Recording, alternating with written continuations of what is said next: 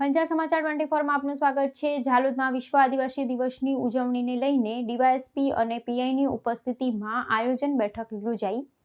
શાંતિપૂર્ણ ઉજવણી માટે સમાજના આગેવાનોએ આપી ખાતરી। આગામી 9 ઓગસ્ટના રોજ ઉજવનારા વિશ્વ આદિવાસી દિવસ સંદર્ભે દાહોદ જિલ્લાના ઝાલોદ ખાતે પ્રશાસન અને સમાજના આગેવાનો વચ્ચે એક મહત્વપૂર્ણ સમીક્ષા અને આયોજન બેઠક યોજાઈ હતી।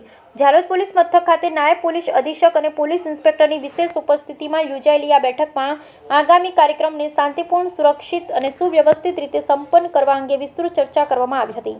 આ ઉચ્ચ સ્તરીય આયોજન બેઠકમાં આદિવાસી સમાજના અગ્રણીઓ અને પોલીસ પ્રશાસન દ્વારા પરસ્પર સહકારની ખાતરી આપવામાં આવી હતી। દર વર્ષની પરંપરા મુજબ આ વર્ષે પણ વિશ્વ આદિવાસી દિવસની ઉજવણી તમામ સરકારી નીતિ નિયમો અને કાયદાકીય માર્ગદર્શિકાના ચુસ્ત પાલન સાથે કરવામાં આવે તેવો સર્વાનુમતે નિર્ણય લેવાયો છે।